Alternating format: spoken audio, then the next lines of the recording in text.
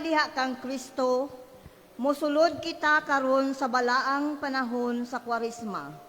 Panahon sa paghuna-huna, paghinulsol, o pagbag-o sa pagtuo, samtang nagalakaw kita padulong sa cross. Duulo nato ang Dios uban sa mapainugsanon nga kasing-kasing. Dali, magsimba kita sa Ginoo nga nagtawag ka nato balik sa gugma ug bag-ong kinabuhi. Akong gihangyo ang katawhan sa pagtindog o atong awiton ang opening hymn, Daygon ka o Dios sa kanunay.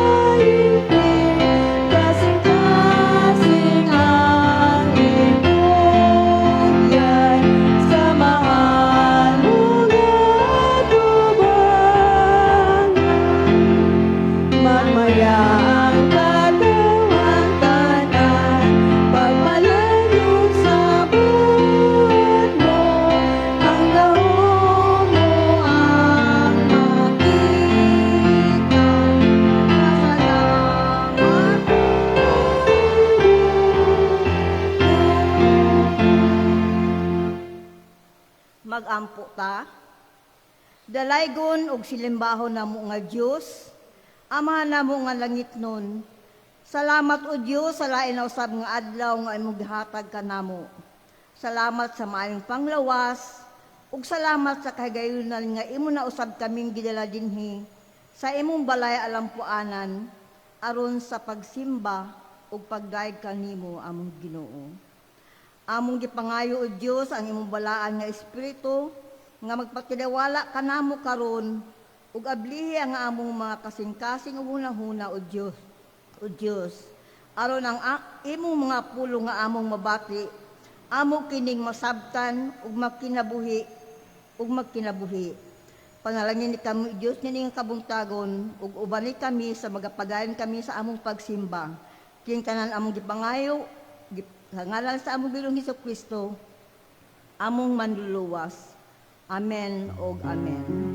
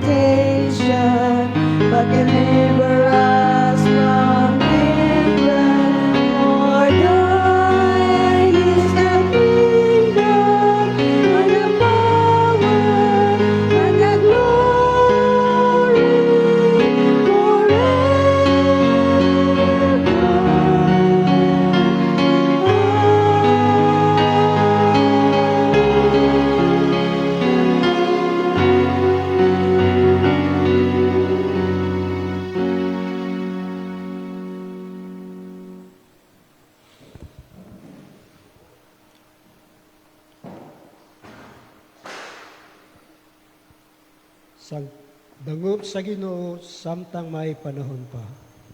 Sangpita ninyo siya samtang siya duol pa. Ang Isaiah 55, versikulo 6 hangtod 7 nagingon, pabiyaa ang mga dautan sa ilang mga sala, ug ipasalikway sa mga makasasala ang ilang mga daotang hunahuna. Pabalika sila sa Ginoo, aron kaluyan sila. Pabalika sa atong Diyos, kay andam siya sa pagpasaylo. Atong isugid ang atong mga kalapasan sa Ginoo sa hilom.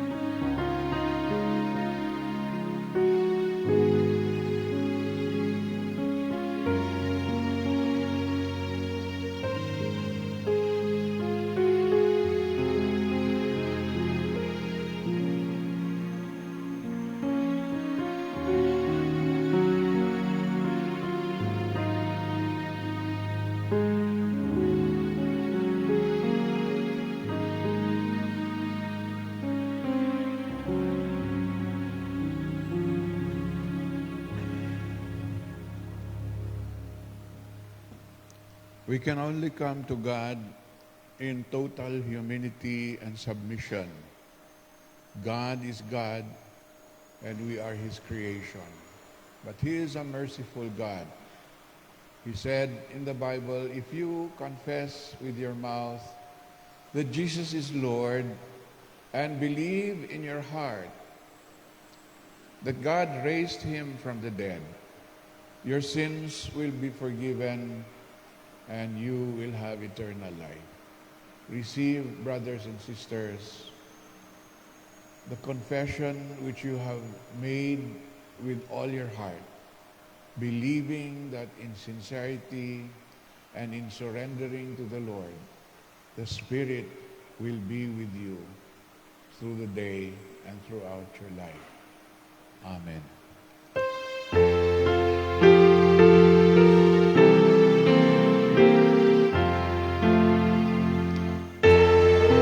You, Lord, for saving our soul. Thank you, Lord, for making me whole.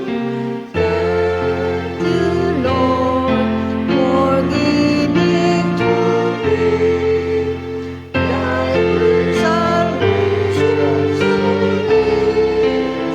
and malindog tao gatong kumustahan ng atong mga kaigsuunan sa malipayon gayon karon ng kabutano.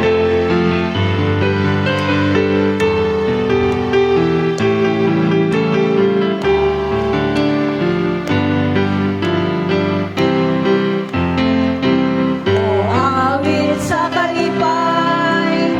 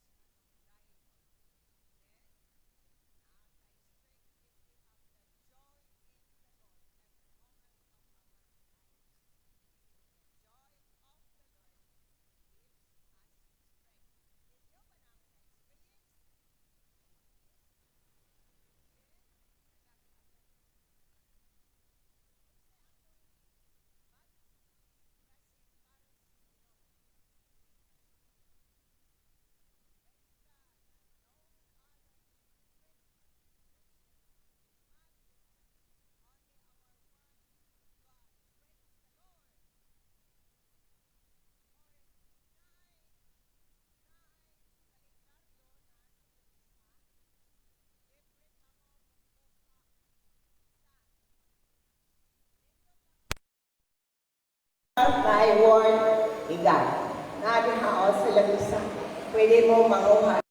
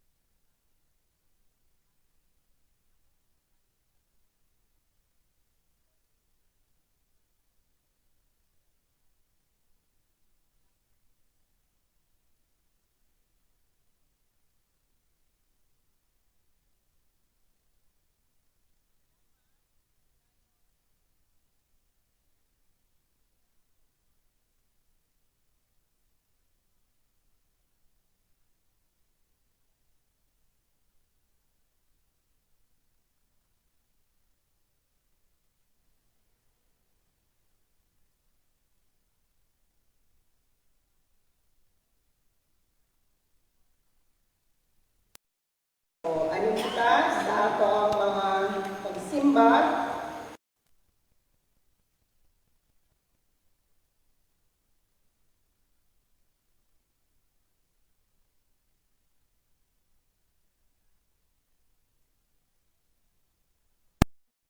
Villegas sa midweek.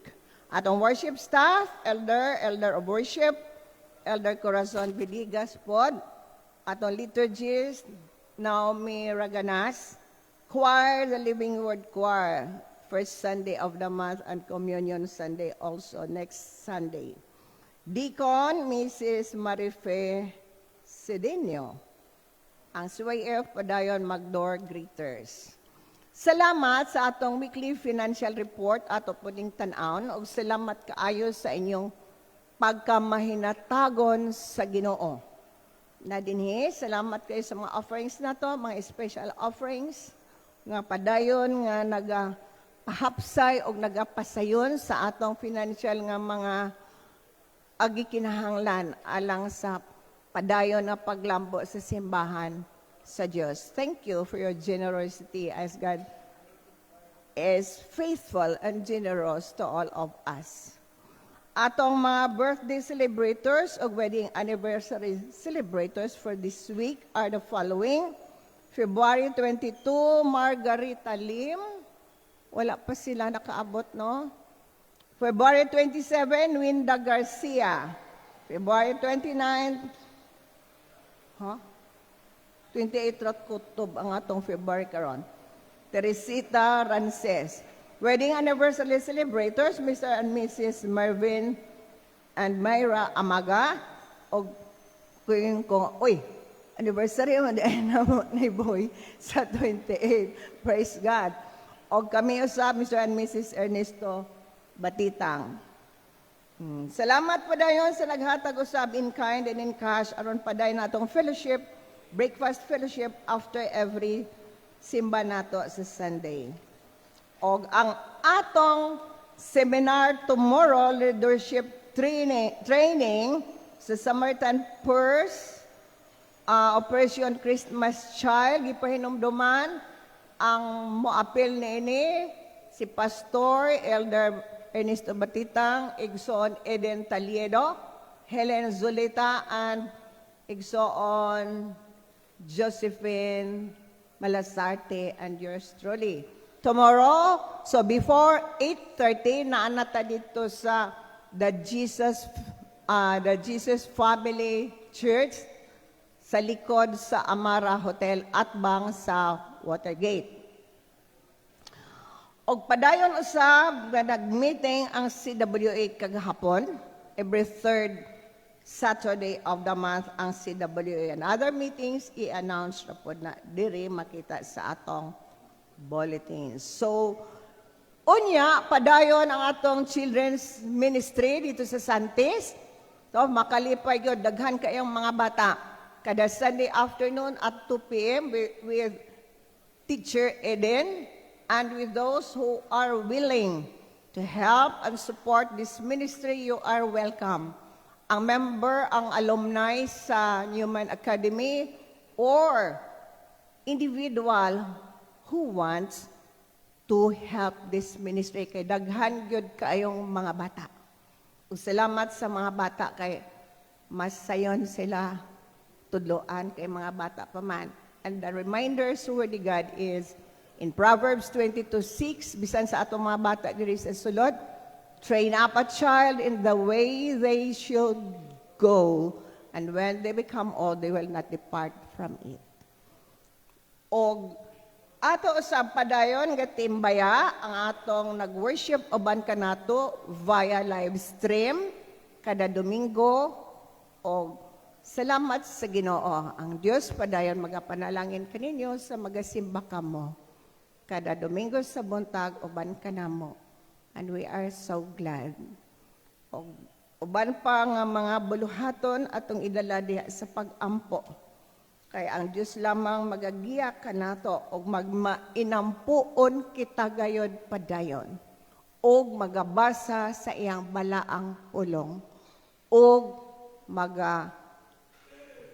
apply niini sa atong adlaw-adlaw nga pagkinabuhi og padayon nga mahimaya nato ang atong Dios ug masimba gayod siya diha sa espiritu ug sa kamatuoran. So mga pastors, wala mo laing i-announce. So kung wala na, thank you and God bless us all.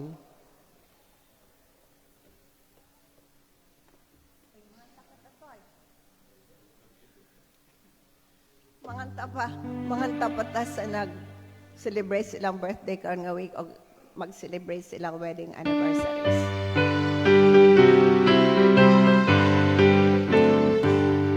Happy birthday to you. Happy birthday to you. Happy birthday, happy birthday. Happy birthday to you. Sweeter as the years go by.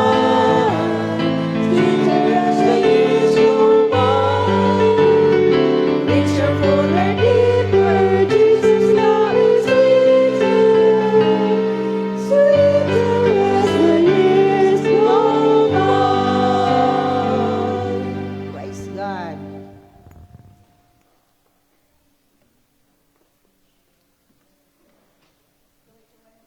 Atong andamon ang atong mga kasing-kasing o mga hunahuna alang sa atong katilingbanon nga pagampo. Magampo ta. O labing gamhanan nga Dios, nining panahon nga ang imong katawhan magapadayon sa panaw sa pagtuo ning panahon sa Kwaresma. Among lauman o among Dios, nga ikaw makigkauban kanamo sa kanunay, magalig-on kanamo, magatabang kanamo, samtang among lantawon ang sidlakan sa pagpaabot sa Pasko sa pagkabanhaw. Tabangi kami, o among Dios, sa among mga paningkamot, diha sa among mga panimalay, sa among mga kabuhian, bisan pa batok sa mga tentasyon sa among kinabuhi, sa among mga baruganan, o bisan pa Ginoo sa mga paningkamot nga mo uswag kami niini nga kahimtang, ug sa among paningkamot nga mahiusa ang imong iglesia.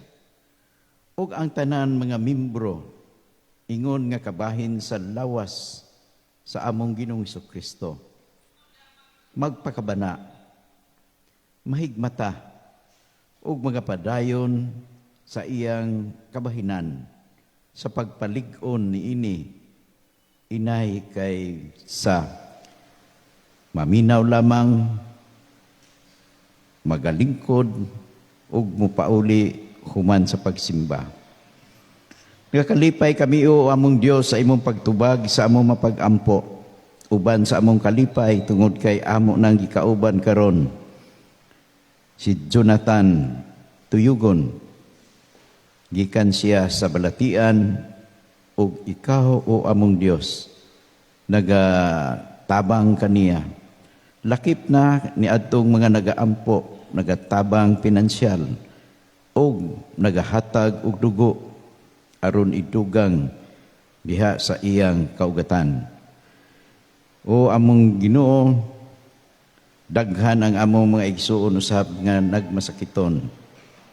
Si Joshua Bisero, hatagi siya Ginoo pagnaya-naya sa mga stress sa iyang pagkinabuhi, sa iyang pagkamagtutudlo sa publiko nga tunghaan, sa iyang pagdumala sa mga atleta nga magasalmot sa nagkalain-lain nga mga hugna abot sa regional meet. Lakip na o among Ginoo ang iyang mga paningkamot diha sa pagmatuod sa iyang pagtuo. Tabangi siya o among Ginoo aron mo balik ang kahapsay sa iyang pagkinabuhi. Kip sa among pag-ampo Ginoo, mga igsuon namo, ang uban namo sa pagsimba karon, ang uban atua silang panimalay, ang uban atua sa mga tambalanan. Si Georgine Arlan Umboy, si Roland Mero, Felicidad Batitang Udangko, Mario Rara, Lourdes Basalo, Idna Arisa, John Mongado, Ruth Calo, Steve Parunda, Urbano Lagrama Jr., Richel Jen Bertoldo, Sulpicio Leonero, Clarita Leonero, Rosemary Ilyar, Edgardo Saldivar, Rolando Bisiro, si Mr. and Mrs. Reverend and Mrs. Elias o Narita Ilyar, maingon man usab o among Ginoo, ang among chairperson, Lilibet Igpalina, nga sa kadaghan sa mga gimbuhaton o mga butang nga iyang giatiman, mitaas ang iyang blood pressure o may among kalipay o among Dios bisan sa iyang pagpahulay. Ikaw magabisita kaniya pinaagi sa imong espiritu ug magaayo kaniya sa among mga igsuon uban pa nga nagmasakiton. Ikaw o among Dios muhatag sa kainit sa pagkinabuhi aron mo balik ngadto sa normal nga pagkinabuhi diha sa katilingban. Lakip sa among kalipay o among Ginoo ang padayon nga pagdasig sa mga batan-on alang sa pag-awit, pagmantala sa imong pulong. Salamat sa ilang mga ginikanan, salamat usab sa ilang trainer, ang among music director, Brother Ray Arindain, nga makugihon, mapailubon nga nagmatuto kanila. Ko usab ang among kalipay sa pagpasalamat Ginoo sa igsuong simbahan didto sa Kagniyog Evangelical Church sa Surigao City. Din mahinangpunon sila nga misugat, miabiba kanamo ug nagkabayloay sa mga hunahuna, mga plano ug mga pangandoy sa pagpadagaya o pagpalapnag sa Ebanghelyo dito sa dapit sa Surigao ug dinhi usab dapit sa Butuan ug mahimo usab kini unta nga sanglitanan sa nagkalain-laing mga dapit, regional, provincial, sa tibuok kapupundan sa Pilipinas. Sa pagmatuod o among Ginoo, nga kami imong ipanagtawag, gihatagan nimo kami sa kaluwasan, dili kay amo lamang kanang hapgumon ug taguan sa among kaugalingon, kundili ipakig-ambit kini ngadto sa uban. Mauman kini ang espiritu sa pagka-evangelical ug kini gibarugan sukad sa among mga katigulangan nga nadasig sa mga misyonaryo ngadto sa ilang mga anak sa among mga ginikanan, ug nagatinguha kami nga ipadayon ang maong dilaab sa espiritu ngadto sa mga sumusunod nga mga henerasyon hangtod sa imong pagbalik. Nalaygon ikaw o among Dios nga magapadayon sa pagkabot bisan pa sa mga gagmayng kabataan, ug nagakalipay kami sa mga nagboluntaryo aron mo tambong sa training didto sa North Caraga Training sa Jesus Family Church aron sa pagbansay sa mga module, pag-disciple sa mga kabataan, ug maingon man sa paila-ila kanila ngadto sa katilingban sa mga magtotoo.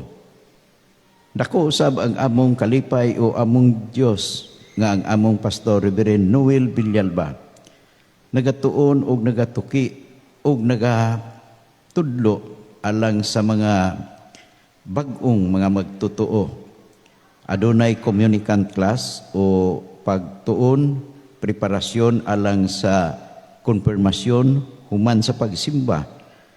Dasiga Ginoo ang among mga kaigsuonan kadtong ilang mga kapikas nga buot mahimong regular nga mga membro, kadtong mga kabataan nga nag-edad og 12 anyos pataas nga mosalmot ni ini nga programa aron dili magpabilin lamang nga magsimba, maghimaya, apan dili masabtan ang dynamics o ang pagkinabuhi lihok buhat sa pagtuo. Dako ang among kalipay o among Dios nga ang mga kababayen-an nagatuman sa ilang gikasabutan nga Bible study matag third Saturday of the month apan tungod sa nagkalain-lain nga sitwasyon sa panahon. Ang uban adunay biyahe apan nagasaad sila nga gikan sa maong mga kasinatian, labi pa sila magmadasigon o magasuporta ngadto sa ilang mga pangulo o mga opisyalis sa organisasyon. Mauman usab ang mga kalalakinan o among Dios nga nagapangandam alang sa second Sunday sa Marso, nga bisan kung ang tibuok bulan sa Marso gitagana alang sa Women's Month celebration, apan nakasaliot ang United Churchmen pag plano nga sa umaabot Domingo sa Pizza 8 sila sa ulog sa biggest Cohen Sunday og sila ang mag-spearhead ni ini nga pagsimba. Dumalaha sila Ginoo, ipasiga ang kahayag sa ilang mga kinabuhi aron daghan pang mga amahan o mga hingkod nga mga kalalakinan ang magamantala sa kaanindot katahom sa imong kugma, sa imong katawhan diha sa katilingban. Padayon ang among mga pag-ampo o among Ginoo sa umaabot nga kunas. Ang mga membro o matag sakop unta sa matag simbahan makapadangat og delegasyon dito og dili lamang mga handpick nga mga rubber stamp nga mga delegado, ug muuyon lamang nga mausab ang konstitusyon o mausab ang basis of union nga nagalangkob sa United Church of Christ in the Philippines. Aron o among Ginoo, among panalipdan nga ang simbahan magapadayon siya nga religious institution, dili kay profit-oriented nga organisasyon. Panalangini Ginoo ang mga nagkalain-lain nga mga magbubuhat o bisan pa ang mga nagtinguha nga mosulod sa pagtuon aron mahimong mga magbubuhat sa Newman Bible Training Course ug sa uban pa nga mga institusyon o mga pamaagi. Ang kagniyog nagaplano nga magasugod sila sa ilang kaugalingong Bible Hub sama dinhi sa Butuan, apan nagakalipay kami kung dili pa man sila makasugod, andam kami dinhi sa Butuan nga mosagop kanila aron magapadayon og dili mabugto ang mga magbubuhat nga mag-aalagad sa imong katawhan. Daghang kami mga pag-ampo o among Ginoo, maulay among kalipay nga matag panimalay, matag sektor, government o non-government sektor, magalambo sa ilang mga kalihukan. Ilabi na Ginoo ang tulo ka mga branches sa pangagamhanan, executive, legislative ug judiciary aron adunay check and balance ug mawala ang korupsyon ug ang among kwerpo sa kapulisan ug armadong kusog nga magabantay Ginoo sa among kalinaw ug magapadayon kami sa pagkinabuhi diha sa kalipay, kahamugaway ug dako nga paglaom nga ang imong gingharian among masinati bisan pa dinhi ning kalibutan o komunidad nimo kami ipahimutang. Ining tanan sa ngalan sa Dios Amahan, Anak ug Espiritu Santo. Amen.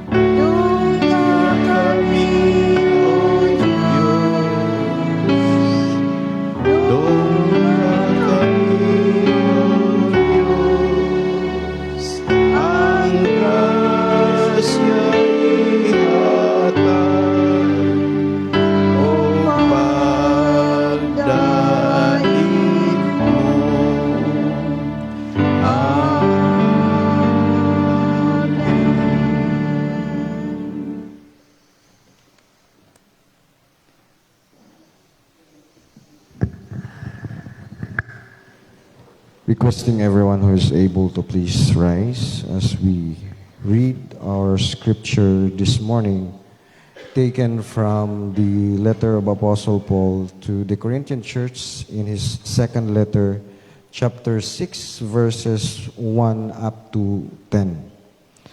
As God's co-workers, we urge you not to receive God's grace in vain. For he says, in the time of my favor I heard you, and in the day of salvation I help you. I tell you now is the time of God's favor. Now is the day of salvation. We put no stumbling block in anyone's path, so that our ministry will not be discredited. Rather, as servants of God, we commend ourselves in every way, in great endurance, in troubles, hardships, and distresses, in beatings, imprisonments, and riots, in hard work, sleepless nights, and hunger, in purity, understanding, patience, and kindness, in the Holy Spirit, and in sincere love, in truthful speech and the power of God, with weapons of righteousness in the right hand and in the left, through glory and dishonor, bad report and good report, genuine yet regarded as impostors, known yet regarded as unknown, dying and yet we live on, beaten and yet not killed, sorrowful yet always rejoicing, poor yet making many rich, having nothing and yet possessing everything. Praise be to God as we heard His holy word.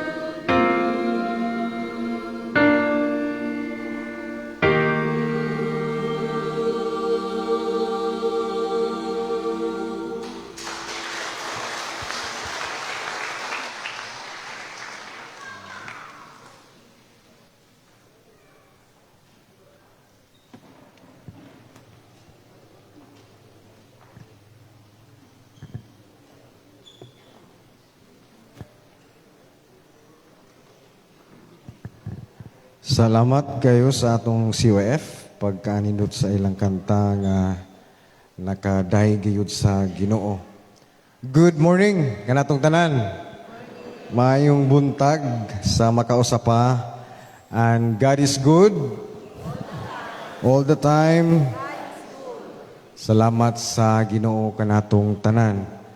This week we are starting the season of Lent.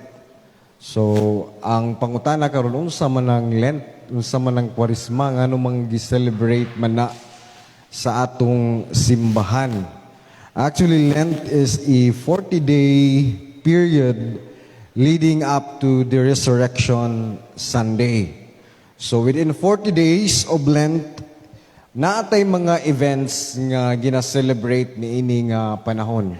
First, we started with the Ash Tuesday here in our church, but most of the churches they celebrated as Ash Wednesday. So this is the beginning of the Lenten season, and ang symbol sa ash is grief and sorrow over sin and repentance through the death of Jesus on the cross. So we started with the Ash Wednesday, and then going to the Palm Sunday, ang Domingo sa mga Lukay. This was the remembrance of Jesus' entry into Jerusalem when he was celebrated as a triumphant king. And it's the same crowd are the same people who will be demanding his death. And after the Palm Sunday, we will have the Maundy Thursday. This is the celebration for the Last Supper, where Jesus gives instruction for the Holy Communion and also the washing of the disciples' feet. And then after that, we have Good Friday. Naatay 7 last words. This is the remembrance for Jesus' crucifixion and death on the cross. Then we have the Resurrection Sunday or the Easter Sunday, as we remember God's or Jesus Christ risen from the dead. So basically, nga naman nga 40 days ang remembrance or ang pag-celebrate sa Lent sa atong simbahan. Well, Noah spent 40 days on the ark during the flood. Kung tanaw na to ang Genesis chapter 8 verse 17. And also, the Israelites spent 40 years in the wilderness going to the land of Canaan. And also, Moses spent 40 days fasting while on Mount Sinai. Katong iyang gikuha ang the commandments of the Lord, ang Torah. And then, most importantly, Jesus spent 40 days in the wilderness before he started his earthly ministry. So these were all stories of testing and trials, and these spoke of sacrifices, often including fasting, prayer, and other traditional Christian disciplines or practices. So during these events sa Lent, we are asking God to work in our hearts and in our minds, leading His people to a deeper recognition of their sins and their need for a Savior. Now, if you check your liturgies, you can see there that the title of our sermon is about God's people in the wilderness for 40 days of Lent. Fitting nga diha sa atong mga kaugalingon naapod tay mga wilderness experiences. Wilderness is a place where there is no security. Walay kasiguruan. And during this Lent, ato pud nga i-journey ang atong mga kaugalingon that we are living like in a wilderness. And in wilderness, we always need grace. Gracia. We always need grace in wilderness. That's why I read 2 Corinthians chapter 6 verses 1 up to 10. But I cannot continue reading the whole verses that I read earlier without being stuck on verse 1.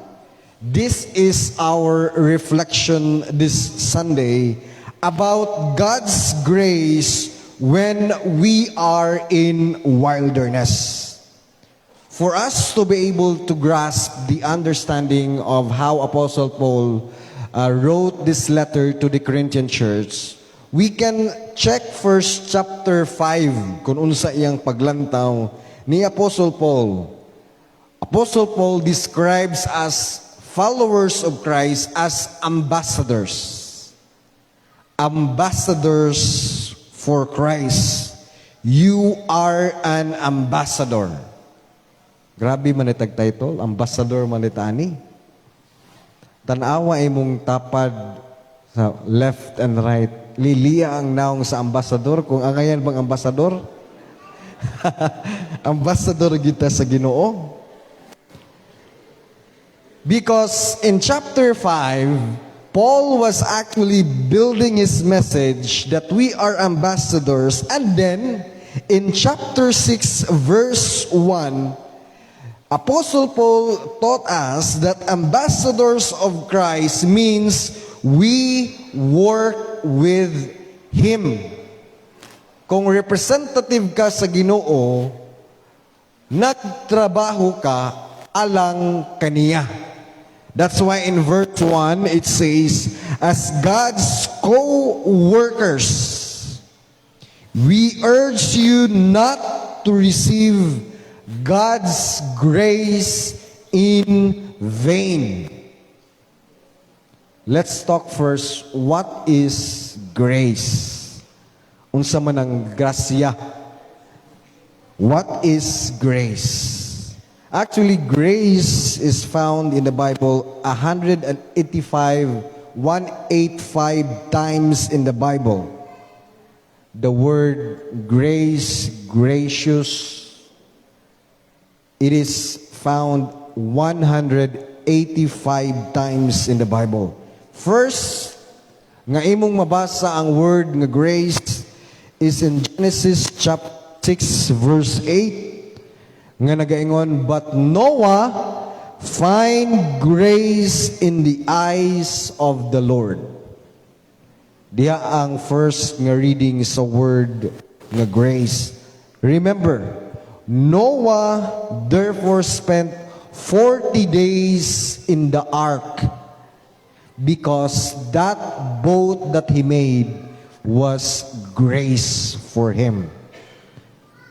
The 40 years of the people of God, Israelites in the wilderness, they always need God's grace. Mga bitawng, God give them the manna, grace from heaven. Grace is always connected in Lent, sa Kwaresma. And also, the last time nga mabasa nimo ang word nga grace was in the last chapter and the last verse in the Bible. Revelations 22 verse 21, it says, the Bible closed with this, the grace of our Lord Jesus Christ be with you all. The Bible closes with grace. Ang grace, ang iyang definition, it's not always what we do during eating our food.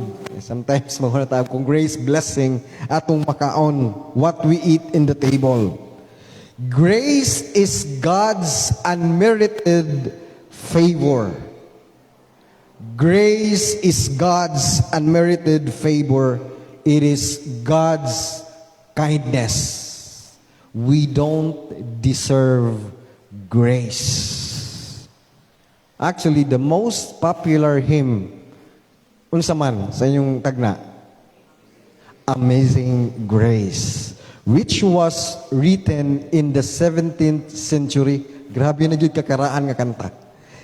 It was written by John Newton, who was actually a captain of a slave trading ship.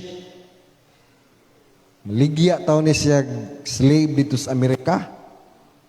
And when he met the Lord, his life was changed. And then he wrote, Amazing Grace, how sweet the sound that saved a wretch like me. I was once lost, but now I'm found. Was blind, but now I see. Grace is dominant attribute of God. Psalm 145 verse 8 says, God is gracious. God is gracious. And in the New Testament, grace is was being manifested in Jesus Christ Himself. We read in John chapter 1, verse 14, it says, the Word became flesh and made His dwelling among us. We have seen His glory, the glory of the one and only Son, who came from the Father, full of grace and truth. Jesus Christ is the manifestation of God's grace. Definitely, grace is the basis of our salvation. That's why kita, as evangelicals, we always remember what Apostle Paul said to the Ephesians church, Ephesians chapter 2, verses 7 to 9, for it is by grace you have been saved through faith. And this is not from yourselves. It is the gift of God, not by works, so that no one can boast. For it is by grace. Someone made an acronym of grace. Ang grace kuno is God's riches at Christ's expense. God's riches at Christ's expense. So God is rich towards us in multiple ways. And sometimes, dili nato ni mahinumduman sa atong mga kinabuhi. We disregarded all those times that He gave His grace towards us. But how can we put God's grace in vain while we are in the wilderness in Lent? Unsaon man nato nga mahimong ang grasya sa Ginoo will be put in vain. Si Apostle Paul, he used the strong word in vain or walay pulos. In vain, murag ka na bitang para sa ikaw bana, nya nagpintal kas inyong balay, unya mukalit lag ana imong asawa miingon nga, oy, hapit may mo magpintal. Pero ngunong blue may imong color nga gipintal nga pink man akong ganahan. Gabi na nimong effort, pero nahimong walay pulos kay dili man mao ang imong gibuhat. This is our reflection this morning, that we need to check ourselves. How can we put God's grace in vain? I figured 4 things. unsaon ug ngano nga mabutang nato ang grasya sa Ginoo in vain. First, idolatry. Akong gikuha nga verse ang story of Jonah. Jonah chapter 2 verse 8. Kung nakasayod ta sa story, Jonah was commanded to preach in the city of Nineveh. This is the capital city of the Assyrian Empire. If we check our history, the Assyrian Empire were very cruel. Grabe gud sila ka nilad. Kung mugira sila og ganang mga nations, countries, cities, ang tanan nga mga lalaki nga ilang madakpan, ilang pangpanitan. And then they will decorate that skin in their wall. Himuon nilang wallpaper ang mga panit sa ilang mga na-capture nga mga lalaki. And then, kung buhi pa ka, magkuha silang mga hook, ilang ipanghook ang imong ilong, burag isda.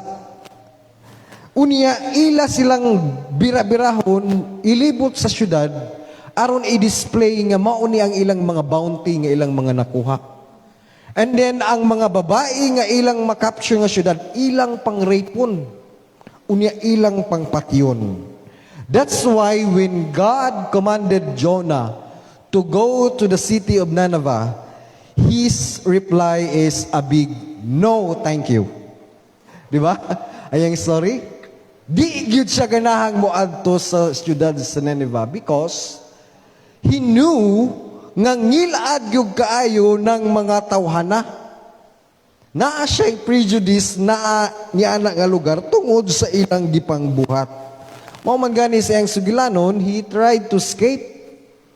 Imbis kay padulong tana siya sa modern day Iraq, sa Nineveh or sa Assyrian Empire, ni padulong siya Spain, sakay siya og barko para mulayas gud pang siya.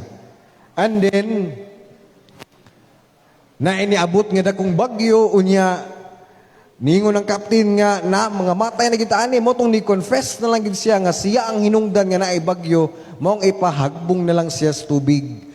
And then the story, the great fish swallow Jonah. Ang uban nga mga dilimutos Bible, barag fairy tale rin yung story. Pero nabi ko yung nabasahan sa National Geographic nga, na ako yung nagkayak nga father and son dito sa Chile. Unya, giswallow gid sila sa kanang na ay whale. Pero giluwa na po sila sa whale kay wala di kunay barbecue sauce ang whale. Giluwa na sila. Wala gid po sila namatay. Pero tinuod gid kuno na nga naagi mga tendency or mga occurrence nga ginaswallow. Pero mo lagi ni ang mga modern nga mga biblical skeptics di na sila muto aning the story of Jonah nga nabuhi pa siya in the belly fish. Kay diha sa belly sa isda, didto man nakaampo si Jonah. And on that verse, niingon siya, those who cling to worthless idols forfeit the grace of God. Actually, we all have the idolatry of our heart. We sometimes elevate ourselves more than God. My ambition, my desires, my will, my own way. I will do it my way, not God's way. That is idolatry of the heart. We can forfeit God's grace and we can put God's grace in vain if we have idolatry in our heart. Di lang itong idolatry nga atong makita nga mga imahe nga gidayan-dayanan sa mga bulak ug atong ginaludhan. Ang atong kasing-kasing ang number one nga adunay idolatry. Second, pride. Garbo. God resists the proud and He gives grace to the humble. James chapter 4, verse 6. God resists the proud, and He gives grace to the humble.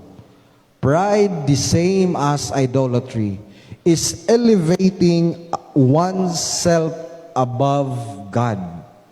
And that is what Lucifer has failed to do. Because Satan operates in pride, God operates in humility. Kung garbuso na kayo ta, tanawa imong kaugalingon kay basig si Satanas na ka. That's what Satan is all about. Pride. He wants to be above God. Maong nirebilde siya sa Dios. Third, prayerlessness. Ako nang gi-search sa dictionary ug naa ba ning word na man pod. Prayerlessness. Hebrews chapter 4 verse 14 and 16 it says, "Therefore, since we have a great high priest who has ascended into heaven, Jesus the Son of God, let us hold firmly to the faith we profess. For we do not have a high priest who is unable to empathize with our weaknesses, but we have one who has been tempted in every way, just as we are, yet he did not sin. Let us then approach God's throne of grace with confidence, so that we may receive mercy and find grace to help us in our time of need." The writer clearly reminded us to approach God's throne. Ang iyang pagsulti, ang God's throne is the throne of grace. When we do not pray, we rob our opportunity to grab the abundant grace, the abundant throne of grace.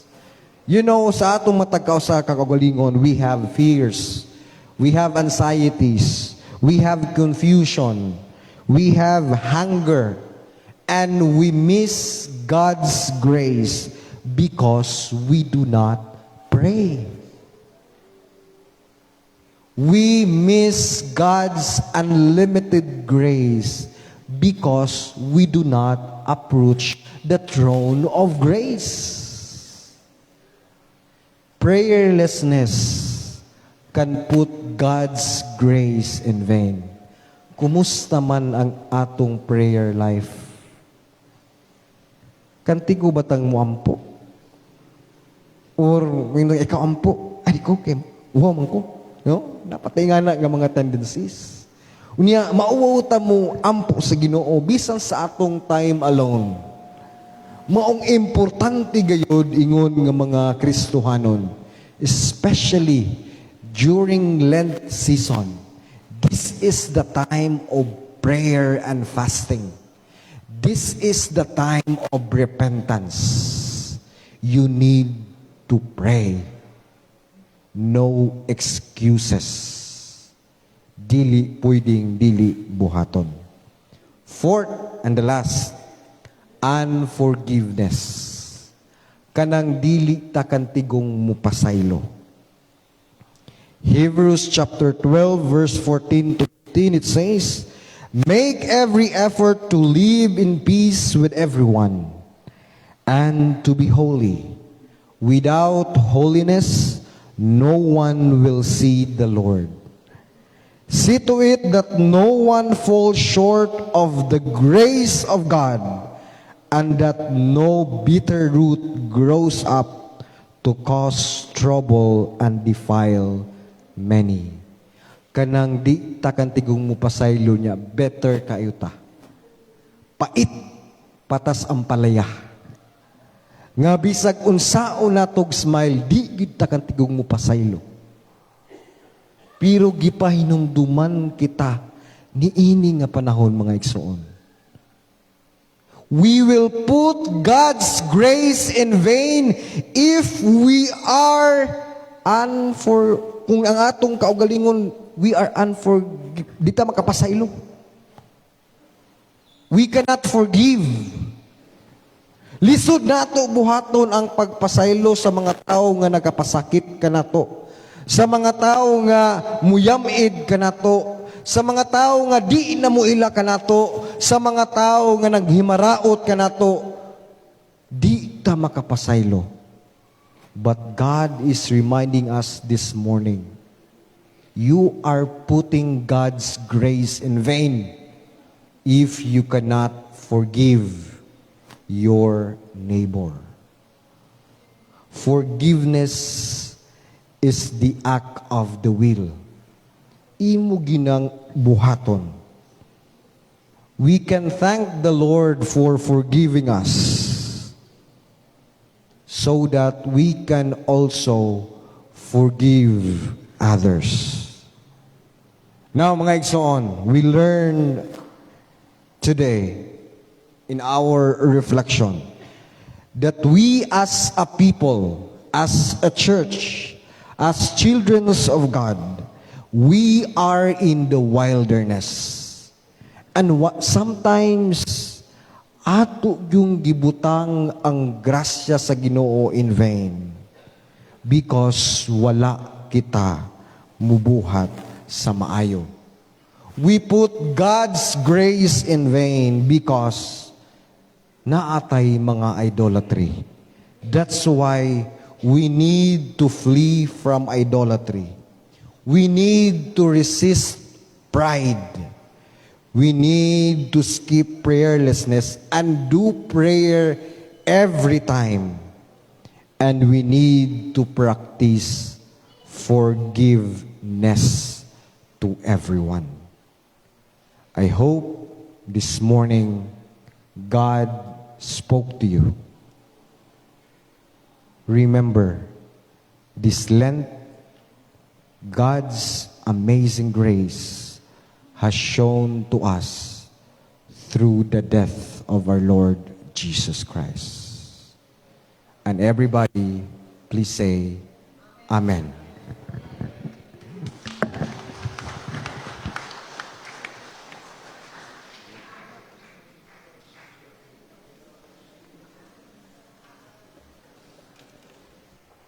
Oh my God. Sa paglakaw nato niining panahon sa Kwaresma, gidapit kita sa paghatag nga may pagpaubos o paghinusol. Ang atong halad simbolo sa atong pagsalig sa Ginoo ug sa atong tinguha sa pag-alagad. Samtang magahalad kita karon, ihatag usab nato ang atong kasing-kasing nga andam bag-ohon o gamiton sa Dios alang sa iyang himaya.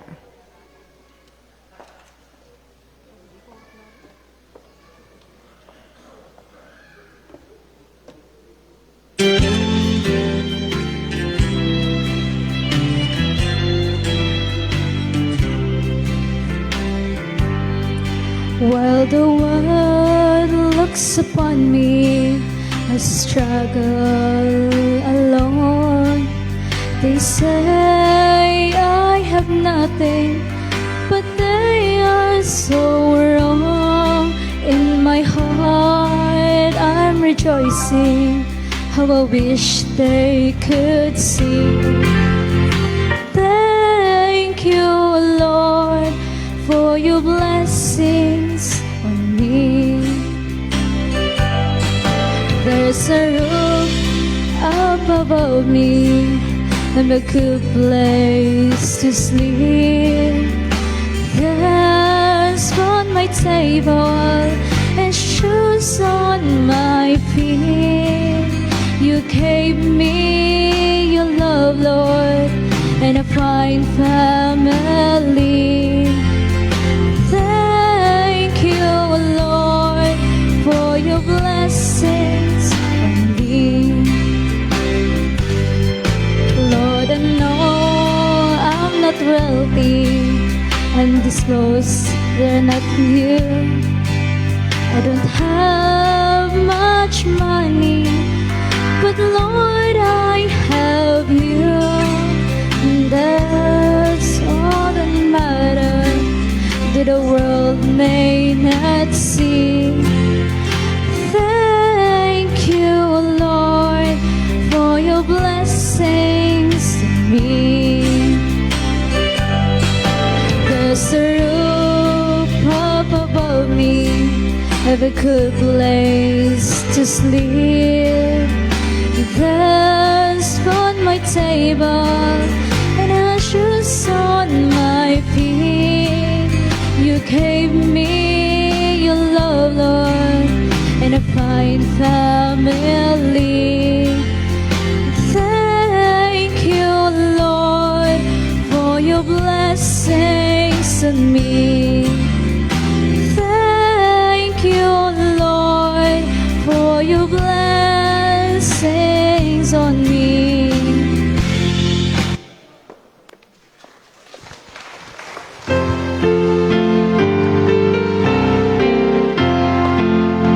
Mga binuhat na tanan, sa langit yun tayo naman. Dahil punta ang amahan, Kailan Espiritu Santo.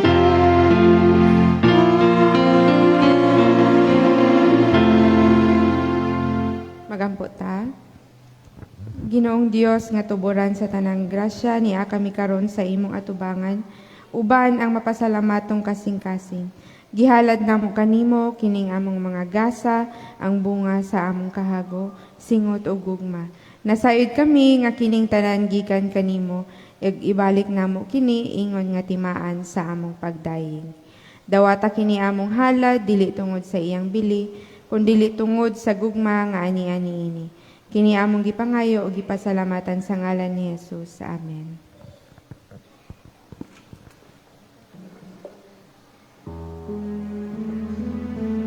Ug alang sa atong hymn of dedication, atong awiton ang Softly and Tenderly Jesus is Calling.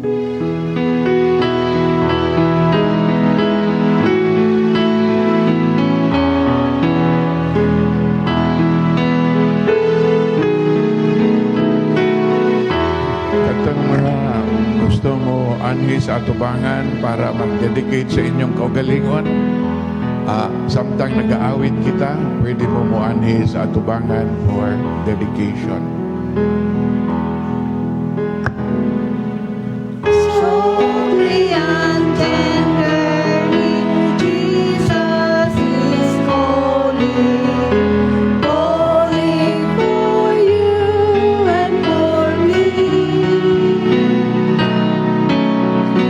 See on the portals is waiting and watching, watching for you.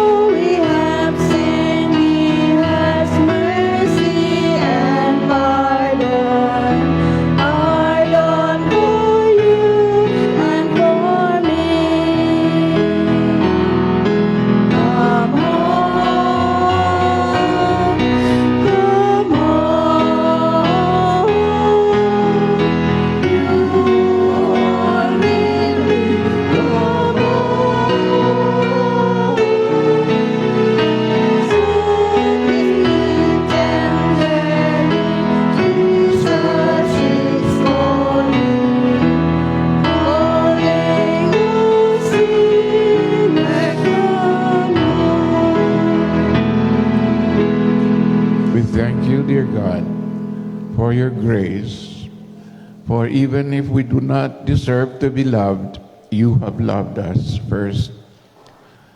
We are here, O Lord, and thank you for the word that is preached. Help us not to have other gods but you. Help us, O Lord, not to be proud, to be higher than what we really are. Help us to reach out to you in prayer, and help us to forgive ourselves and those, our neighbors. We thank you, dear God, for this day, for those who have come forward to dedicate themselves once again. May your church be always faithful and strong.